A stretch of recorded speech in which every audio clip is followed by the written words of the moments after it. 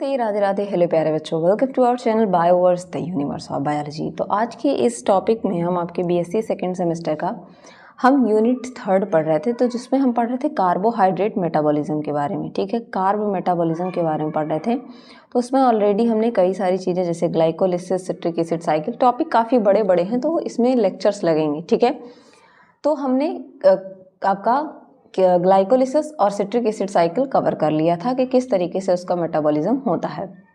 Carbohydrate से ही glucose क्या है, कार्बोहाइड्रेट है एक तरीके से, उसी तरीके से होता है। आज जो हम टॉपिक पढ़ने वाले हैं वो आपका होने वाला है पेंटोज फॉस्फेट पाथवे। ठीक है, पेंटोज फॉस्फेट पाथवे पढ़ेंगे और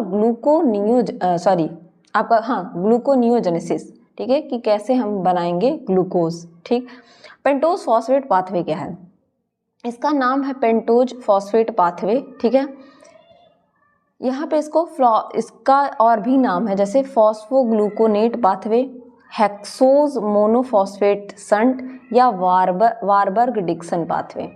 इन सब नामों से भी दे देता है, तो इनके अदर नाम भी क्यों नाम पढ़ते हैं भी आप आगे पढ़ेंगे तो जानेंगे। देखिए नाम इसके क्या क्या है, पेंटोज फॉस्फेट पाथवे तो कॉमन नेम है, इसी वजह से इसे ट्रिपल पी पाथवे भी कहते हैं हम। जनरली कभी कभी ट्रिपल पी पाथवे से भी पूछ लेता है, या इसे phosphogluconate pathway, hexose monophosphate shunt and Warburg Dickens pathway भी कहते हैं।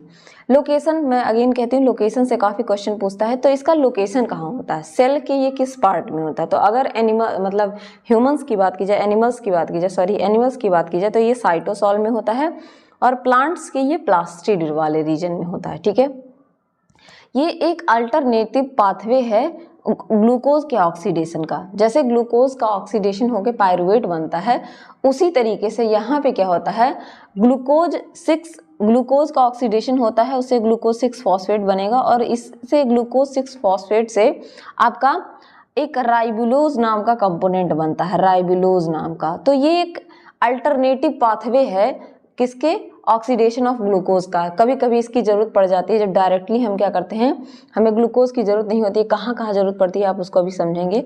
इस पाथवे में क्या होता है, ग्लाइकोलिसिस हुआ, ग्लाइकोलिसिस से ग्लूकोज बना, ग्लूकोज से ग्लूकोज 6 फॉस्फेट बना। ठीक है, ग्लूकोज 6 फॉस्फेट। अब ये ग्लूकोज 6 फॉस्फेट या तो ग्लाइकोलिसिस कर लेगा, आगे जाके पायरुवेट बना देगा, लैक्टेट बना देगा। ठीक है, या यही क्या करेगा, पेंटोज फॉस्फेट पाथवे का यूज करके राइबोज प्लस NADPH, याद रखिएगा अभी तक आपने पढ़ा था NADH। ठीक, यहाँ पे NADH ना बन के NADPH बनता है, याद रखिएगा NADPH बनता है, और ये NADH से ज़्यादा एनर्जी प्रोड्यूस करता है। ठीक है, मोर एनर्जी प्रोड्यूस करता है। तो याद रखिए, पूछ लेता कभी कभी किस पाथवे में NADPH का प्रोडक्शन होता है। ठीक, तो याद रखिए क्या बना, हमने ग्लूकोज लिया, बेसिकली यहाँ पे हमने ग्लाइकोजन लिया, ग्लाइकोजन को तोड़ा तो ग्लूकोज 1 फॉस्फेट। ठीक है, ग्लाइकोजन को तोड़ेंगे तो क्या बनेगा, ग्लूकोज 1 6 फॉस्फेट, फिर ग्लूकोज 6 फॉस्फेट, और लास्ट में जाके ग्लूकोज बनेगा। ठीक है, तो हमने क्या किया, ग्लूकोज 6 फॉस्फेट से या तो आप क्या कर लेते हैं, ग्लूकोज 6 फॉस्फेट को तोड़ के आप ग्लाइकोलिसिस करा लेंगे, या तो आप ग्लूकोज बना लेंगे। ठीक है, और उसको यूज कर लेंगे, या आप ट्रिपल पी पाथवे का यूज करके राइबोज एंड NADPH बनाते हैं। ठीक है, ऑक्सीडेशन रिडक्शन के बारे में मैं आपको पहले क्लास में बता चुकी हूँ, यहाँ भी आप देख लीजिए कि ऑक्सीडेशन मतलब क्या होता है। ऑक्सीडेशन का मतलब होता है जहाँ ऑक्सीडेशन वहाँ ऑक्सीजन ऐड होगा। ठीक है, रिडक्शन का मतलब होता है वहाँ से ऑक्सीजन हटेगा और वहाँ पे H आके ऐड होगा। फिर कई सारी चीजें दी हैं, जैसे रिडक्शन का मतलब है गेन ऑफ इलेक्ट्रॉन या formation of carbon hydrogen bond, मतलब H आएगा, और लॉस होगा CO बॉन्ड का, मतलब O कम होगा, और उसी का उल्टा आपके ऑक्सीडेशन में होता है। ठीक है, तो ये तो ऑक्सीडेशन रिडक्शन है। हम कुछ चीजों के बारे में जानेंगे, फंक्शन क्या होता है, उसके बाद हम इसका साइकिल पढ़ेंगे। देखिए इसमें क्या होता है, प्रोडक्शन ऑफ NADPH होता है, प्रोडक्शन ऑफ राइबोज 5 फॉस्फेट होता है। यहाँ इस साइकिल में आप देख सकते हैं, देखिए यहाँ पे ग्लूकोज 6 फॉस्फेट से लेके यहाँ पे आपका लास्ट में बना क्या, राइबोज। ठीक है, राइबोज 5 फॉस्फेट। ठीक है, ये एक साइकिल है, और दूसरी साइकिल ये नीचे है, यहाँ भी ग्लूकोज से ग्लूकोज 6 फॉस्फेट और यहाँ नीचे राइबोज फॉस्फेट बना। 2 साइकिल चलती है इसमें ऑक्सीडेटिव फेज भी चलता है और नॉन ऑक्सीडेटिव फेज भी चलता है। यहाँ आप देखिए नॉन ऑक्सीडेटिव फेज, ठीक है। क्या होता है इसके बारे में हम जानेंगे। यहाँ ऑक्सीजन प्रेजेंट रहता है, यहाँ ऑक्सीजन एब्सेंट रहता है, तो क्या होता है, ठीक है। इन चीज़ों के बारे में हम जानेंगे एक एक करके। पहले हम समझते हैं प्रोडक्शन किसका किसका हो रहा है। आपको यहाँ पे NADPH बनता दिखेगा और राइबोस 5 फॉस्फेट जो पिंक कलर में है, जूम अगर मैं कर दूं तो इस तरीके से आपको यहाँ NAD2 NADP प्लस का यूज करके 2 NADPH बनता दिखेगा, CO2 रिलीज होगा और राइबोस 5 फॉस्फेट बनेगा, ठीक है। कैसे क्या होता है इसको समझेंगे।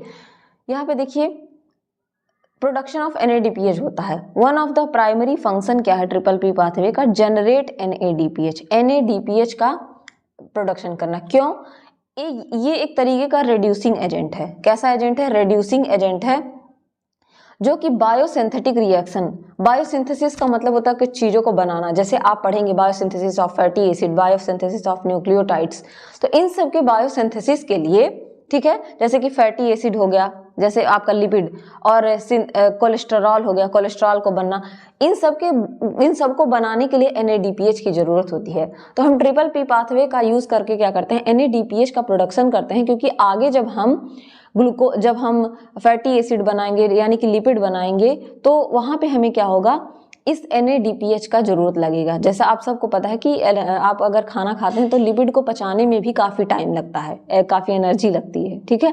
उसी तरीके से इसको बनाने में भी एनर्जी की ज़रूरत होती है, जिसके लिए हमें NADPH की ज़रूरत होती है। और उस NADPH का प्रोडक्शन कैसे होता है, ट्रिपल पी पाथवे के द्वारा, ठीक है, जहाँ पे हम ग्लूकोज 6 फॉस्फेट से राइबोस बनाते हैं और NADPH का प्रोडक्शन करते हैं। और इसका क्या काम है, for maintaining the cellular antioxidant glutathione in its reduced form. और हमें क्या करते हैं, हम एक एंटीऑक्सीडेंट होता है। एंटीऑक्सीडेंट का मतलब क्या होता है, हम कहते हैं हल्दी एंटीऑक्सीडेंट है, आपका अदरक एंटीऑक्सीडेंट। कैसी प्रॉपर्टी एंटीऑक्सीडेंट, मतलब वो हमारे जो चीज़ें हमें प्रॉब्लम करती हैं उनके एंटी काम करता है, ठीक है। तो ये एक एंटीऑक्सीडेंट ग्लूटाथायोन को क्या करता है, उसके रिड्यूस फॉर्म में मेंटेन रखता है, ठीक है। इसका क्या यूज है पढ़ेंगे। प्रोडक्शन ऑफ राइबोस 5 फॉस्फेट होता है।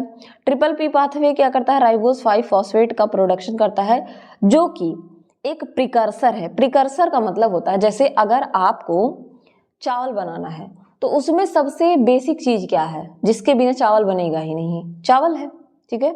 तो उसी तरीके से जो आपके राइबोस 5 फॉस्फेट हैं, ये प्रिकर्सर की तरह काम करते हैं, किसको बनाने में, सिंथेसिस ऑफ न्यूक्लियोटाइड्स के बनाने में, जैसे DNA, RNA, ATP, GTP, इन सबको बनाने में राइबोस 5 फॉस्फेट आप यूज करते हैं ना, शुगर फॉस्फेट का बैकबोन। तो ये क्या है, एक तरीके का शुगर ही तो है, राइबोस 5 फॉस्फेट एक तरीके का शुगर है, ठीक है।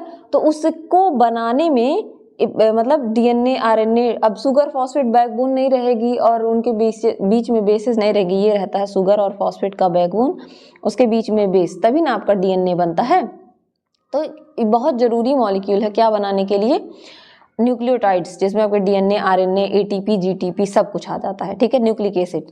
This is particularly important in rapidly dividing cell, जहाँ पे रैपिड डिवीजन होता है सेल का, ठीक है, such as synthesis of DNA during cell division. मान लीजिए सेल डिवाइड हो रहा है, तो इस सेल में DNA था, इसमें भी तो आएगा, तो यहाँ जहाँ पे ज़्यादा डिवीजन होता है उसके लिए बहुत ज़्यादा इंपॉर्टेंट होता है।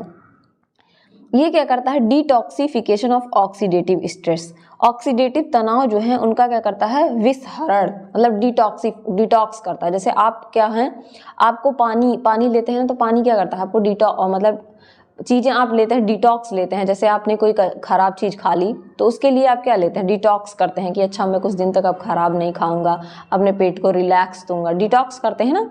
उसी तरीके से ये भी डिटॉक्सिफिकेशन करते हैं ऑक्सीडेटिव स्ट्रेस का। कुछ ऑक्सीडेटिव स्ट्रेस अगर आ जाते हैं उनको ये डिटॉक्सिफाई करते हैं। ट्रिपल पी पाथवे जो होता है हेल्प करता है डिटॉक्सिफाइंग रिएक्टिव ऑक्सीजन स्पीसीज, इनको रॉस कहते हैं। कुछ रिएक्टिव ऑक्सीजन स्पीसीज होते हैं, अब ऑक्सीजन है तो क्या होगा, ऑक्सीडेटिव स्ट्रेस आ गया, उनको डिटॉक्सिफाई करने में ये क्या करता है, हेल्प करता है। कैसे, बाय जनरेटिंग NADPH, ये NADPH को जनरेट करता है, which is used by glutathione reductase, जो कि ग्लूटाथायोन रिडक्टेज के द्वारा यूज करके उसके रिड्यूस्ड फॉर्म ग्लूटाथायोन में आ जाता है। और ये ग्लूटाथायोन क्या होता है, जो ऑक्सीडेटिव डैमेज होने वाला था उससे सेल को प्रोटेक्ट करता है। ठीक है, आपका जो बेसिकली सिंपल भाषा में समझाएं तो ट्रिपल पी पाथवे क्या कर रहा है, ये प्रोडक्शन कर रहा है NADPH का। ये NADPH क्या करेगा, ग्लूटाथायोन, जो आपका ग्लूटाथायोन रिडक्टेज है, ठीक है, इसको कन्वर्ट कर देगा ग्लूटाथायोन में, रिड्यूस्ड फॉर्म में। ग्लूटाथायोन रिडक्टेज से ये ग्लूटाथायोन में कन्वर्ट हो जाएगा और यही ग्लूटाथायोन फिर आपके फर्दर सेल में जो ऑक्सीजन है उनको यूज करके उनको ऑक्सीडेटिव स्टेट से बचाएगा। ठीक है, ऊपर हमने पढ़ा ही कि ट्रिपल पाथवे एक अल्टरनेटिव वे है ग्लूकोज के यूज़ का। ग्लूकोज को यूज़ करने के लिए एक अल्टरनेटिव वे है। आप ग्लूकोज से ग्लाइकोलिसिस भी करा सकते हैं, आप ग्लूकोज से बहुत सारे काम करा सकते हैं। तो यहाँ पे भी ग्लूकोज से हम क्या करा रहे हैं, ट्रिपल पी पाथवे का यूज़ करके NADPH का प्रोडक्शन कर रहे हैं, राइबोज बना रहे हैं जो कि आपके ATP और जो DNA RNA है उनको बनाने में हेल्प करेगा। ये दो पार्ट से मिलकर बना होता है, एक एरोबिक पार्ट जहां ऑक्सीजन होगा, एक एनएरोबिक पार्ट जहां ऑक्सीजन नहीं होगा। ठीक है, फॉर दैट रीजन, इस वजह से ट्रिपल पी पाथवे जो है एक्ट करता है साइकिल की तरह भी और आपका पाथवे की तरह भी, मतलब एक पाथवे की तरह भी यूज करता है और एक साइकिल में भी ये चलता है, क्योंकि इसमें दोनों पार्ट चलते हैं, एरोबिक एनारोबिक दोनों पार्ट। ठीक है, जो आपका एरोबिक पार्ट होता है वो क्या करता है, राइबोस 5 फॉस्फेट बना देगा। जैसा कि आपने देखा है कि ग्लूकोज से क्या हुआ, ग्लूकोज 6 फॉस्फेट था, उससे क्या बना, यहाँ पे CO2 निकल गया, यहाँ पे 2 NADPH बन रहा था और यहाँ पे राइबोस 5 फॉस्फेट बन रहा था। तो यहाँ पे क्या होगा, राइबोस 5 फॉस्फेट बनेगा, कार्बन डाइऑक्साइड बनेगा और NADPH जिसका फुल फॉर्म होता है nicotinamide adenine dinucleotide phosphate. ठीक है, क्या बनाता है, nicotinamide adenine dinucleotide phosphate का प्रोडक्शन करेगा। 1 मॉलिक्यूल ऑफ राइबोस 5 फॉस्फेट और 2 मॉलिक्यूल ऑफ NADPH प्रोड्यूस होता है एक ग्लूकोज मॉलिक्यूल से। क्या होगा, एक राइबोस 5 फॉस्फेट बनेगा, ठीक है, 2 मॉलिक्यूल NADPH बनता है, एक मॉलिक्यूल ग्लूकोज से। ठीक है, सबसीक्वेंटली मतलब इसके बाद क्या होता है, एनारोबिक ट्रांसफॉर्मेशन होता है जिसमें राइबोस 5 फॉस्फेट जो होता है कोई एनर्जी तो नहीं बनाता है बट न्यू ग्लूकोज 6 फॉस्फेट। लेकिन यहाँ पे क्या होगा, राइबोस 5 फॉस्फेट जब आपका एनारोबिक साइकिल चलाएगा तो ये कोई न्यू ग्लूकोज तो नहीं बनाएगा, लेकिन फिर से क्या बना देगा, ग्लूकोज 6 फॉस्फेट का प्रोडक्शन कर देता है। दो फेजेस हमने इसके देखे, समझ लेते हैं। यहाँ पे मोड 1 है, ग्लूकोज 6 फॉस्फेट से फ्रक्टोज 6 फॉस्फेट बनेगा, फ्रक्टोज 1 6 बिस फॉस्फेट से आपका DHAP डाईहाइड्रोक्सी एसीटोन फॉस्फेट बन जाएगा, ग्लिसरॉल्डिहाइड 3 फॉस्फेट, और इस ग्लिसरॉल्डिहाइड 3 फॉस्फेट से क्या बन जाएगा, राइबोस 5 फॉस्फेट। फिर ग्लूकोज 6 फॉस्फेट से मोड 2 क्या है, ग्लूकोज 6 फॉस्फेट से आपका 2 NADP से 2 NADPH बन गया, CO2 बाहर निकल गया और राइबोस 5 फॉस्फेट बन जाएगा। ठीक है, ये थर्ड वाले में इसमें दोनों दिखाया गया, ऑक्सीडेटिव और नॉन ऑक्सीडेटिव फेज। ठीक है, ये देखिए ऊपर वाला क्या है, ऑक्सीडेटिव पाथवे है। यहाँ पे ग्लूकोज से ग्लूकोज 6 फॉस्फेट बना, ग्लूकोज 6 फॉस्फेट से क्या बनेगा, NADP प्लस से NADPH बन जाएगा। ठीक है, यहाँ पे H2O का यूज करके H को निकाल दिया गया है। यहाँ पे जो एंजाइम यूज होगा ग्लूकोज 6 फॉस्फेट डिहाइड्रोजिनेज, वही ग्लाइकोलिसिस वाले की तरह। फिर 6 फॉस्फोग्लूकोनेट बनेगा। अब ये 6 फॉस्फोग्लूकोनेट NADP प्लस का यूज करके एक NADPH और बनाएगा। ठीक है, और राइबोस 5 फॉस्फेट बना लेगा। अब ये राइबोस 5 फॉस्फेट आगे चाहे वो प्यूरिन बनाने में, प्यूरिन के मेटाबॉलिज्म में, प्यूरिन बनाने में, DNA RNA कोएंजाइम्स इन सबको बनाने में यूज हो सकता है। ठीक है, और यहीं पे आपका ये तो हो गया ऑक्सीडेटिव फेज, ये वाला ऑक्सीडेटिव फेज। यहीं पे आपको एक चीज और दिख रही होगी, नॉन ऑक्सीडेटिव फेज। अब ये तो पाथवे हो गया, एक ही लाइन में चल रहा है, लेकिन ये आपको साइक्लिक दिख रहा होगा। राइबोस 5 फॉस्फेट से ग्लूकोज 6 फॉस्फेट का बनना। यहाँ पे क्या होता है कि यहाँ पे product can interact with glycolysis, glycolysis से इंटरेक्ट करेगा। यहाँ पे 2 एंजाइम काम करते हैं, ट्रांस कीटोलेज, ट्रांस एल्डोलेज। ये क्या करते हैं, राइबोस 5 फॉस्फेट को फिर से ग्लूकोज 6 फॉस्फेट में कन्वर्ट करते हैं और ये ग्लूकोज 6 फॉस्फेट ग्लूकोज बना लेता है। तो ये साइक्लिक पाथवे हो गया। होपफुली दोनों बातें आपको समझ में आई होंगी। रिटर्न में भी इसको हम देख लेते हैं कि दो की रेगुलेशन 2 स्टेप में होता है। एक होता है ऑक्सीडेटिव फेज। ऑक्सीडेटिव फेज में क्या होता है, ग्लूकोज 6 5 फॉस्फेट ऑक्सीडाइज होके राइबोस 5 फॉस्फेट बना लेता है, NADPH का और CO2 का प्रोडक्शन करता है। ठीक है, यहाँ पे प्राइमरी पाथवे है। इसमें। और नॉन ऑक्सीडेटिव फेज में क्या होता है, राइबोलोज आपका राइबोलोज 5 फॉस्फेट जो है, राइबोलोज 5 फॉस्फेट जो है वो क्या होता है, कन्वर्ट हो जाता है कई सारे इंटरमीडिएट में, जैसे कि राइबोज 5 फॉस्फेट, जाइलोज 5 फॉस्फेट, ठीक है। और ये इंटरमीडिएट क्या होते हैं, इनका यूज होता है या तो न्यूक्लियोटाइड के सिंथेसिस में यूज हो सकते हैं और can be converted back into glycolytic pathway, या फिर से ग्लाइकोलिसिस वाले पाथवे में चले जाएंगे ग्लूकोज 6 फॉस्फेट को बना के। यहाँ पे 2 एंजाइम का यूज होता है नॉन ऑक्सीडेटिव फेज में, transketolase and transaldolase. They are required to leading the interconversion of phosphorylated sugar, including pentose and hexose। ये क्या करते हैं, जो आपके फॉस्फोराइलेटेड सुगर्स होते हैं, मतलब ऐसे सुगर जिनमें फॉस्फेट ऐड होता है, उनको उनके इंटर कन्वर्जन में, एक को दूसरे में कन्वर्ट करने में हेल्प करते हैं, जिसमें पेंटोज और हेक्सोज आ जाते हैं, ठीक है। यहाँ पे 5 फॉस्फेट 5 कार्बन का है, उसमें 2 जाइलुलोज 5 फॉस्फेट 5 कार्बन के हैं। इसमें क्या बन जा रहा है, ग्लिसरॉल्डिहाइड 3 फॉस्फेट 2 फ्रक्टोज और 6 फॉस्फेट, 2 फ्रक्टोज 6 कार्बन का 6 फॉस्फेट बन जा रहा है, ग्लिसरॉल्डिहाइड 3 फॉस्फेट और फ्रक्टोज 6 फॉस्फेट बन जा रहा है, ठीक है। सम ऑफ दिस रिएक्शन, उस रिएक्शन का पूरा सम बताया है कि किस तरीके से ये रिएक्शन हो रहा है। तो होपफुली आपको ट्रिपल पी पाथवे समझ में आया होगा। यहाँ पे एक और साइकिल दे रखी है कि किस तरीके से आपका यहाँ पे ग्लूकोज 6 फॉस्फेट से NADPH निकला, फिर 6 फॉस्फोग्लूकोनेट बना, यहाँ पे ग्लूकोलैक्टोनोज का यूज़ करके यहाँ पे 6 फॉस्फोग्लूकोनेट बना, फिर से राइबोलोज 5 फॉस्फेट बन गया। अब ये राइबोलोज 5 फॉस्फेट आगे जाके राइबोज 5 फॉस्फेट बना सकता है, जाइलुलोज 5 फॉस्फेट बना सकता है।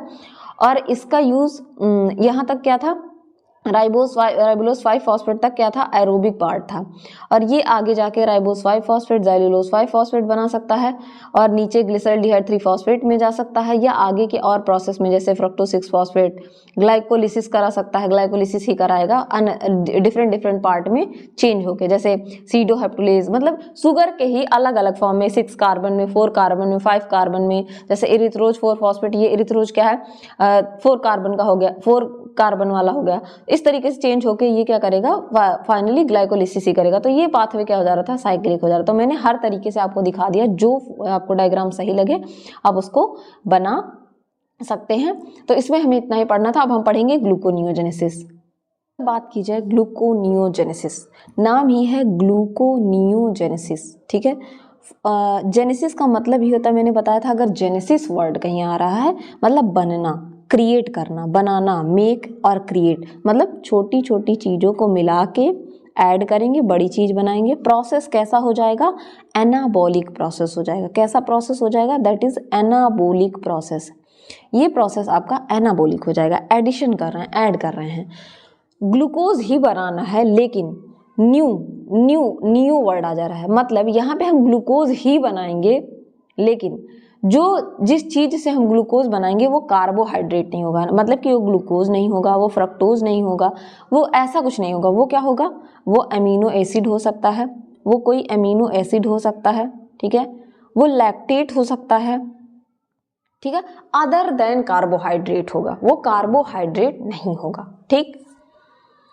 यहाँ पे इसको समझते हैं चीज़ों को। In the absence of dietary intake of carbohydrate during fast, जब मतलब in the absence of dietary intake का मतलब जब आप खाना नहीं खा रहे हैं, मतलब आप फास्टिंग कर रहे हैं।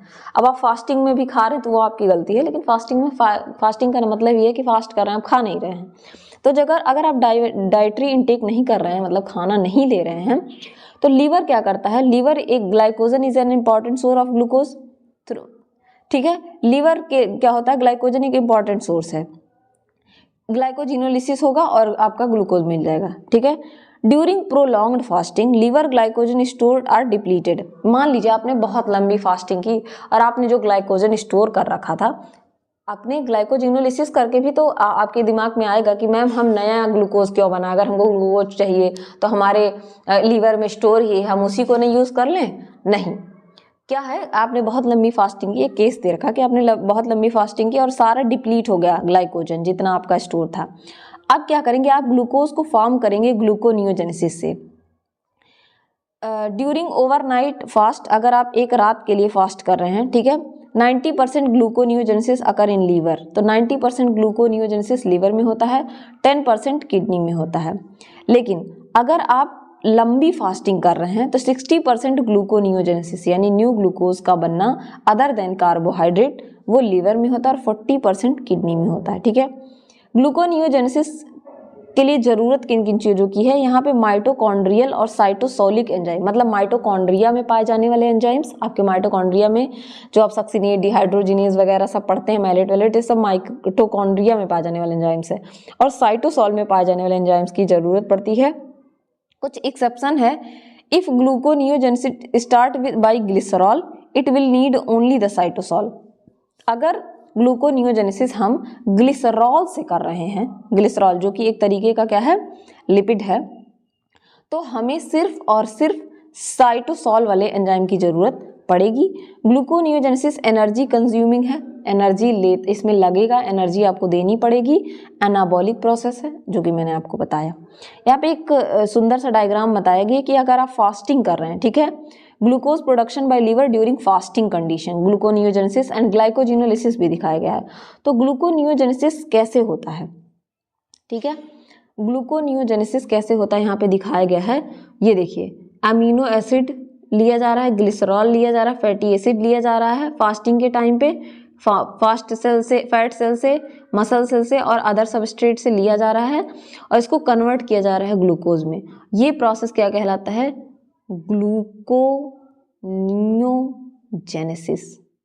और अगर ग्लाइकोजन स्टोर है, ये आपका लीवर ही है ना, लीवर में ही तो ग्लाइकोजन स्टोर रहता है, लीवर में ग्लाइकोजन स्टोर है और उसको तोड़ के ग्लूकोज बनाया जा रहा है और उसे ब्लड में डाला जा रहा है, तो इस प्रोसेस को कहते हैं ग्लाइकोजिनोलाइसिस, क्योंकि हम ग्लाइकोजन को तोड़ रहे हैं। तो आपको समझ में आया, इसको अब मैं मिटा देती हूँ। ग्लूकोनियोजेनेसिस का मतलब होता है formation of glucose, formation of glucose other than carbohydrate. अब वो कुछ भी हो सकता है, फैटी एसिड हो सकता है, ग्लिसरॉल हो सकता है, अमीनो एसिड हो सकता है, उससे जब हम ग्लूकोज बनाते हैं, ये प्रोसेस क्या कहलाता है, ग्लूकोनियोजेनेसिस कहलाता है। ठीक, एनाबॉलिक प्रोसेस है, ठीक है, स्मॉलर मॉलिक्यूल से आप जैसे कि लैक्टेट और पायरुवेट से क्या बनाते हैं, ग्लूकोज बनाते हैं। इंपॉर्टेंट होता है maintenance of blood glucose level, अपने ब्लड ग्लूकोज लेवल को, ब्लड में ग्लूकोज के लेवल को बढ़ाने के लिए जरूरी होता है।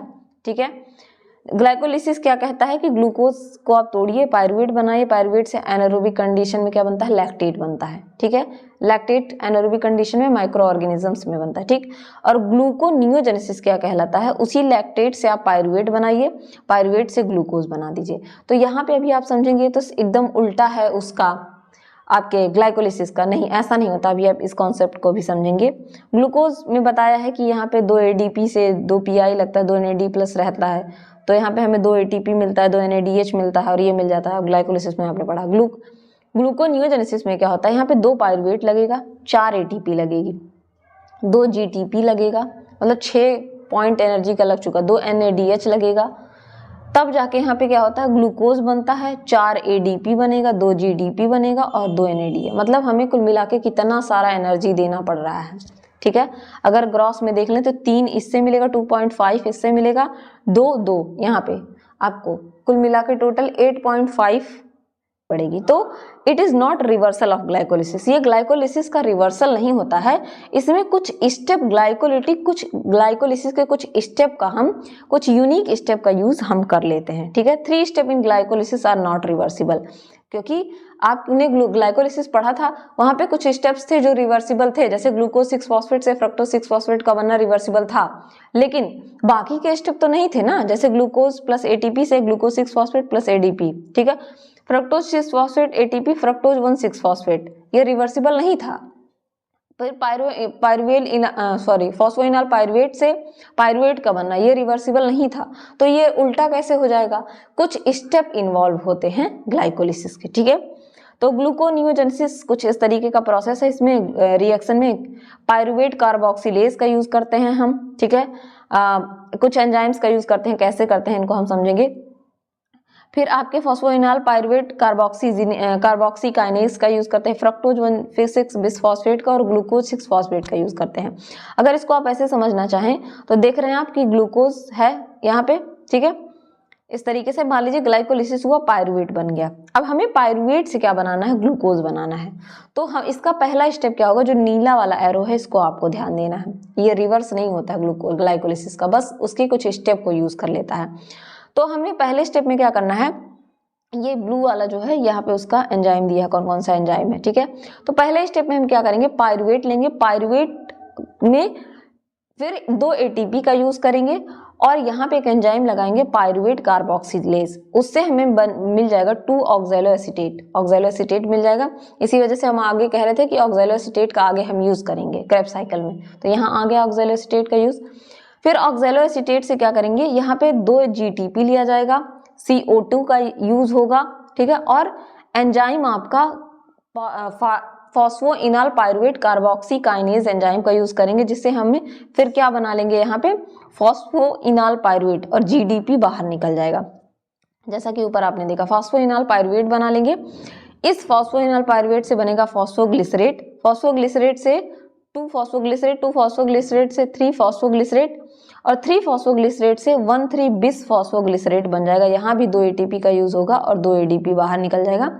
फिर आता है आपका 1,3 बिस फॉस्फोग्लिसरेट से, अब ये रिवर्सिबल रिएक्शन तो है नहीं, यहाँ पे 1,3 बिस फॉस्फोग्लिसरेट से क्या करेंगे, फिर हम बनाएंगे ग्लिसरॉल्डिहाइड 3 फॉस्फेट और DHAP, ठीक है, और फिर इससे क्या बनाएंगे, फ्रक्टोज 1,6 बिस फॉस्फेट।